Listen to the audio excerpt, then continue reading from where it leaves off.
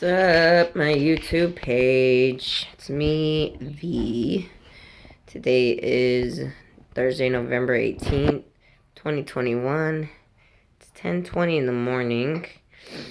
I'm here in the office. I'm just trying to get myself ready for the day, pretty much. I already made breakfast. Marco and the baby are eating inside. I'm here trying to get an appetite because I'm not hungry just yet. I'm just wanting to talk a little bit. Mostly, kind of actually wanted to talk about a particular subject, but I'm not really sure how to start because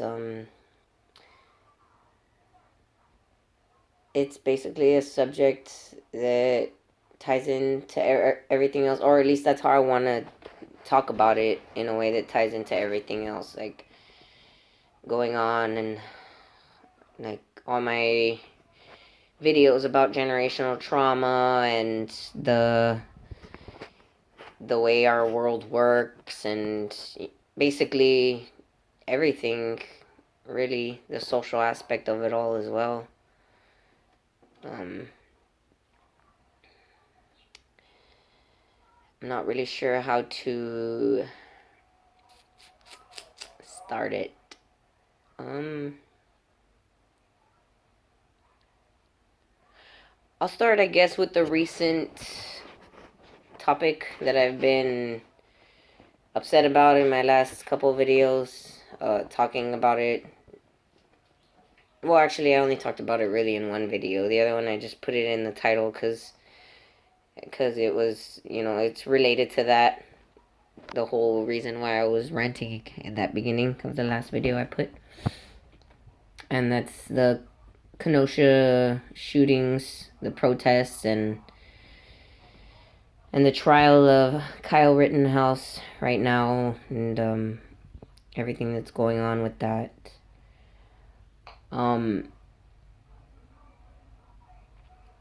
I guess I'll start by talking about Rosenbaum, because Rosenbaum is the first one that was shot there at that day. That if you're not aware of what I'm talking about the shootings in Kenosha, Washington, that happened during the protests. That, well, they started off as peaceful protests and they ended up turning into riots. And they revolved around the shooting of Jacob Blake, the man who was shot from behind. He was being looked at for a domestic dispute that he wasn't cooperating with, and they ended up shooting him from behind as he was walking to his truck. And then these protests started, and this one man named Rosenbaum, who was shot as well, by a civilian, an underage civilian at the time, named Kyle Rittenhouse. He had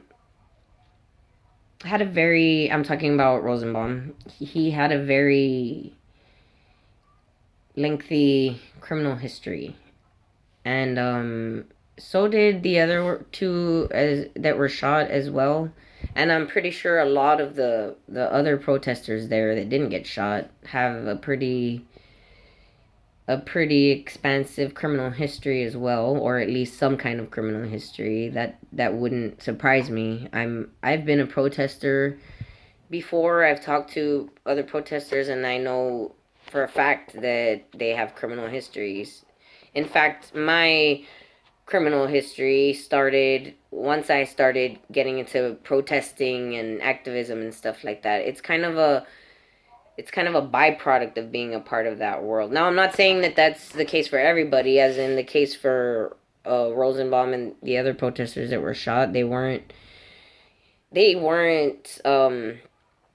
just, protesting things that got them in trouble. It was other things as well. Domestic abuse, uh, non-compliance, obviously, when the cops come around.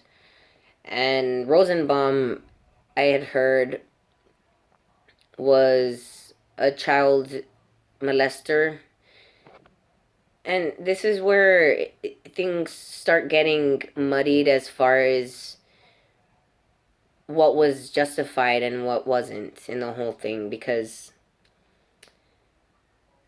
I personally didn't know, when I first heard about the shooting, I didn't know who the person was. I just knew they were a protester and they were unarmed and they were shot. And so automatically, I'm thinking there's some kind of corruption or something going on, because that's how my mind is basically already programmed to think, because of how I've I've come to analyze all the information that I've learned in the world about the world of corruption and the way the world truly works and functions. It's just my mindset has gone to that as a byproduct of that, and not being listened to, and not being taken seriously by people when I'm telling them, and knowing that a lot of people in that world of protest and fighting corruption are often at times put at risk their lives, like literally, threatened and killed, a lot of them. Like, I've talked about it in other videos many times, how this all bothers me so much, because I've experienced it firsthand, and I know, the feeling of being in that role, and how it can make you start to feel and think all kinds of sorts of different things. And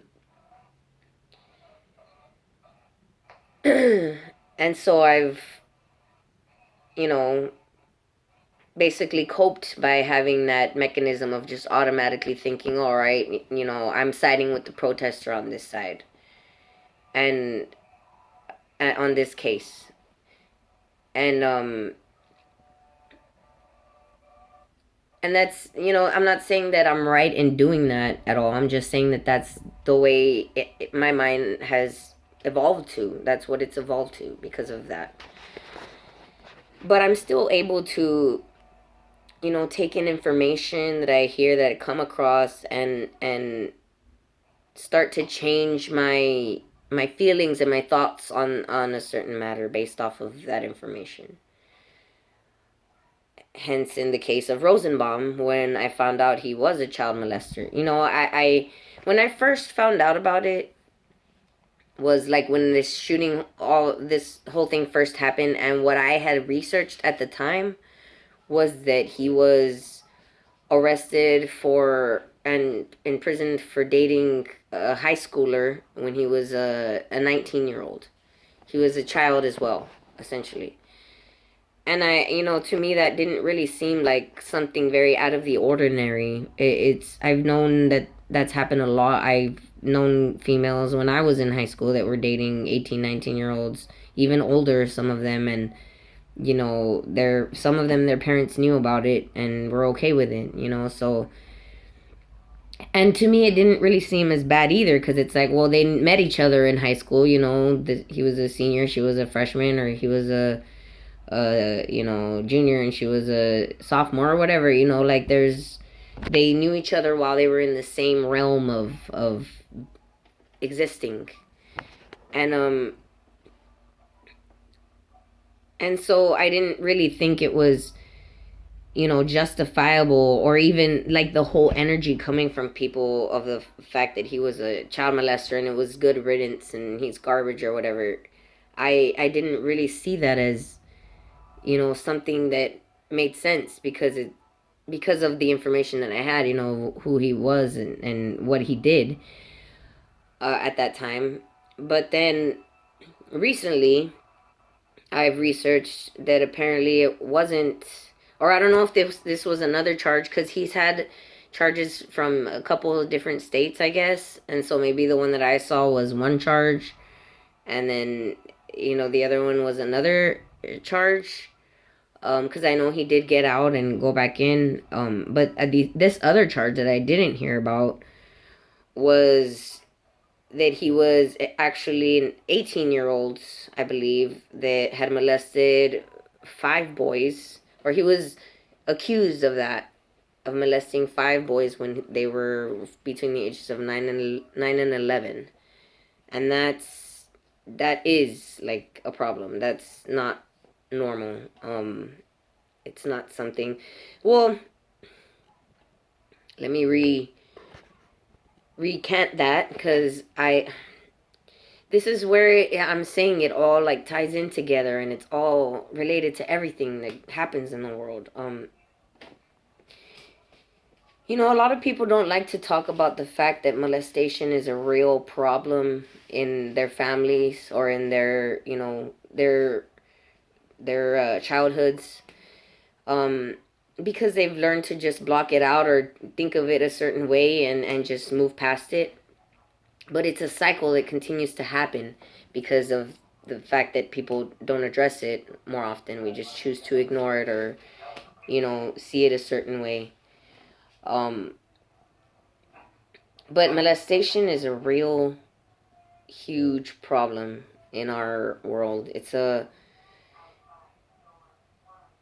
problem that happens very often, too often, and innocently in some senses, as it happens between children, within each other, where they don't, really, they're not being guided by somebody older necessarily, but maybe one of them was taught, or is, being molested by somebody older, and then they take what they learn, and do it to, the younger ones, and it's just a cycle that happens like that. And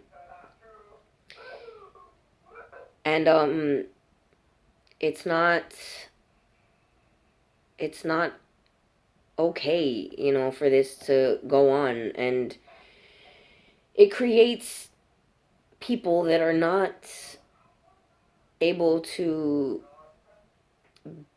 be normal functioning human beings in the world, because they have this sense of being violated, and they just, they work around it in whatever way that they can, whatever traumatic, you know hostile or toxic way that they can for themselves. And people don't, understand that on the outside, on the surface, because they can't see, why people are behaving a certain way. They don't understand it. And it's not just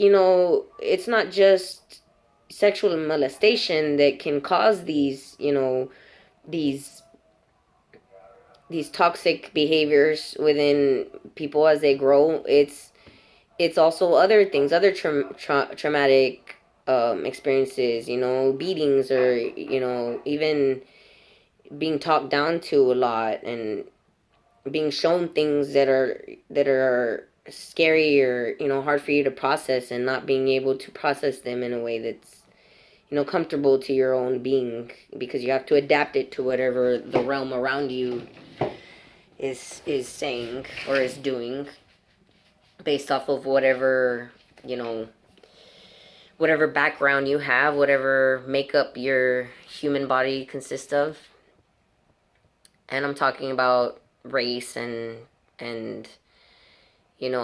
gender, and all that as well, because that plays a huge role into how we process things, and how we, are able to overcome and move along in the world. And it's all connected. It's all related. And and I just wish people were able to see that better, so that we could stop arguing and nitpicking over stupid shit.